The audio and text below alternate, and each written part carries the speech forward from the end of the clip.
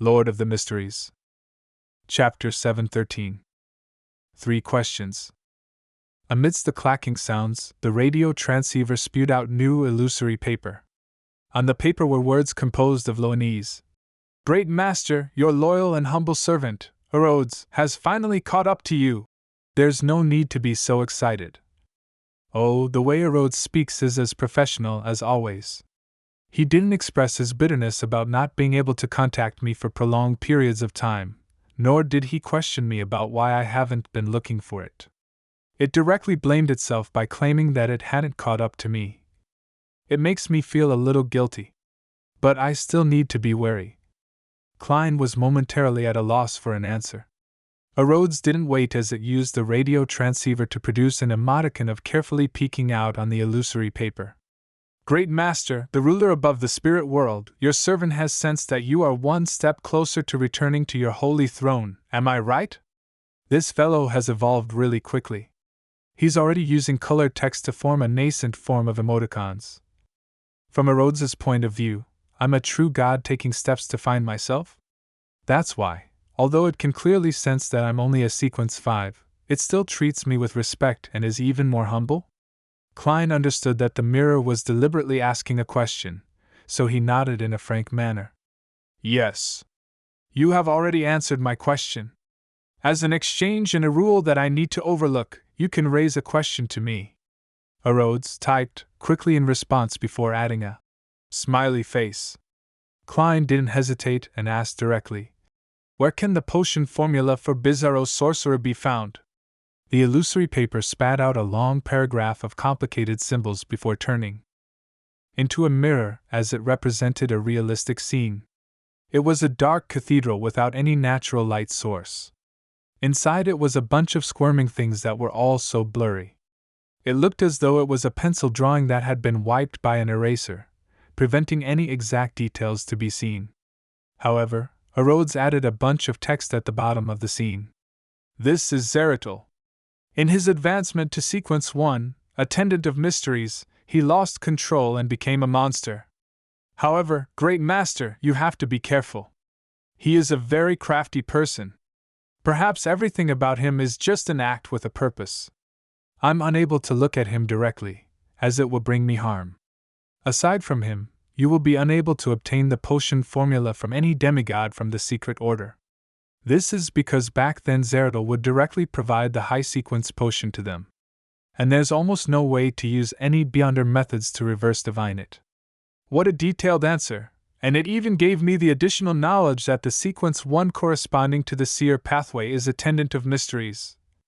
Does it mean being an angel that serves upon mystery? From the looks of it, the secret order approach can only work by directly facing Zeratul to obtain the potion formula. And I'm not even capable of viewing him directly.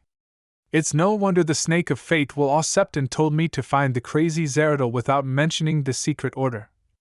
Klein was moved by Rhodes's attitude. If he didn't feel that he lacked the level and strength to commandeer this sealed artifact, he even planned on truly treating it as his servant. Amidst the clear clicking sounds, another segment of the illusory piece of paper appeared, presenting another scene. It was a towering mountain peak. On it was a swath of dilapidated palaces. Inside it was a gigantic stone chair. Klein was very familiar with this scene. Without Rhodes's footnote, he knew what it represented. The Antigonus family's treasure hidden at the main peak of the Hornacis mountain range. White paper continued being spat out as a new scene was presented. Just like a movie, it had changes in the camera angle. The first scene that appeared in Klein's eyes was a lofty Gothic-style bell tower and beautiful palaces around it. The former represented the Bell of Order, and the latter represented the Sodila Palace. They were landmark buildings in Backland. The scene changed, and soon, there was a new building on the paper. It was a pure black cathedral with 2 symmetrical bell towers. The scene of the cathedral's interior grew larger, and soon, it presented the entirety of the interior. It was then fixed at a pair of iron black doors that swung open. The door was abnormally heavy, and on it were 7 dark sacred emblems, as though they were guards of the tenebrous heaven. Cheney's Gate, St. Samuel Cathedral, Klein recognized the familiarly styled door. Based on the architectural style, he confirmed that the cathedral was the church of the Evernight goddess's headquarters of the Backlund Diocese, St. Samuel Cathedral. White paper was spat out, and the scene changed as it plunged deep into the darkness. On an empty bookshelf built from bones, there sat an ancient notebook. It was a black hard-covered book. Klein recognized the notebook at once. It was the Antigonus family's notebook which had caused the death of the original Klein. After going round and round, everything came back full circle. Klein silently observed it for a moment, and after the scenes disappeared did he regain control of his thought processes. Yes, back then, the members of the Aurora Order were able to see the clown potion formula from the notebook. Having been acknowledged by it, the content presented to me will definitely be completely different from before when I flipped through it. It should have the Bizarro Sorcerer Potion formula. It just lacks the ingredients or characteristics. So this notebook has been sealed behind St. Samuel Cathedral's Chinese gate all this time. To get it from there, the difficulty in doing so wouldn't be lower than finding Zerdal and facing him directly. Back then, there were high-sequence Beyonders involved in the Great Smog of Backlund.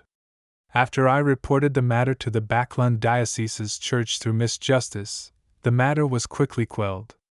This is sufficient enough to prove that the Backlund Diocese has plenty of power. They have no lack of demigods or sealed artifacts. Yes, regardless, I'll need to return to Backlund first and see if there are any opportunities. In contrast, I'd prefer not to head to the Hornacis mountain range. Reining in his thoughts, Klein looked at the radio transceiver which had turned dark and solemn. Last night, who was the demigod on crazy Captain Connor's Victor's ship? Clacking sounds quickly sounded as the illusory paper from before vanished as new ones were spat out. The content on the piece of paper was likewise a realistic scene. On an exquisite brass chandelier, 5 candles of different heights spread their warmth and light. A middle-aged man wearing a triangular hat and black eye patch stood before a cabinet that stored grape wine, champagne, and tequila. He was humbly looking opposite him. Opposite him was a tall figure in a black cloak. Its face was completely hidden beneath the hood. The figure didn't seem to have a real head, only a blob of heavily distorted darkness that was embedded above the neck. Thanks to the portraits from Bounty Notices, Klein recognized the one-eyed man to be crazy Captain Connors. His disheveled and oily hair cascaded down and happened to cover his neck. Opposite him is likely that demigod. But he deliberately disguised himself and did the corresponding anti-divination preparations. For a Rhodes to be able to produce a scene of this level is already impressive enough. Klein wasn't too disappointed. Instead, he carefully memorized the figure's build. More than 1.85 meters tall, but less than 1.9 meters. Rather long arms, and when hanging his hands down, it almost reaches the knees. The broad shoulders prop up the cloak. The feet are faced outwards to a certain degree. As an expert in disguises, Klein believed that when a person disguised himself and prepared a certain level of anti-divination measures, there was a high chance that he wouldn't take note of disguising his build, especially when one's body didn't have any particular traits. Therefore, this can provide a certain amount of clues. This allows Klein to find the person familiar when he sees the target. Very good. It's your turn to ask. After keeping that in mind, Klein stopped scrutinizing the figure as he waited for Rhodes's question with piqued interest. He was curious as to how Rhodes would continue breaking through his image of him. The typing sounds slowed down as it seemed to appear hesitant. Bit by bit, the illusory white paper was spat out. Great Master, see, can I say something to you? Yes. Klein answered the question, puzzled. He began to look forward to what Rhodes had to say. The sound of typing hastened as it exuded an obvious sense of warmth. On the illusory paper, a single line appeared. Great Master, happy birthday! This is belated. Your current body was born on March 4th, 1327. I originally wanted to wish you a happy birthday at midnight of that day, but I failed to keep up with you. It's a topic that really exceeded my expectations. I even forgot about my own birthday. The corners of Klein's lips twitched as he was at a loss for words. He had received the original Klein's memory fragments, and received parts of his emotions. He knew the birthday, but for a person who led a solitary life, why would he remember such things? This fellow is actually the first person to wish me a happy birthday. Benson and Melissa must be feeling more upset today. The interview should have ended in February.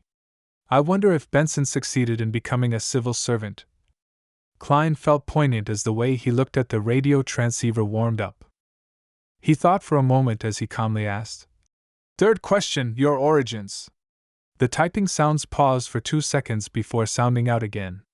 A white piece of paper was spat out as a new scene surfaced. Large amounts of black sticky liquid spewed out from the ground as they spread outwards in a distorted manner. They grew different numbers of arms and legs before becoming strange monsters that charged ahead. During this process, a speck of light was shot out along with the black liquid before landing on a rock, to which it rapidly fused together, turning into a mirror with ancient patterns and black gems adorning its two sides. What kind of strange scene is this? This was how Rhodes was born. What was that speck of light? Where did it originate from?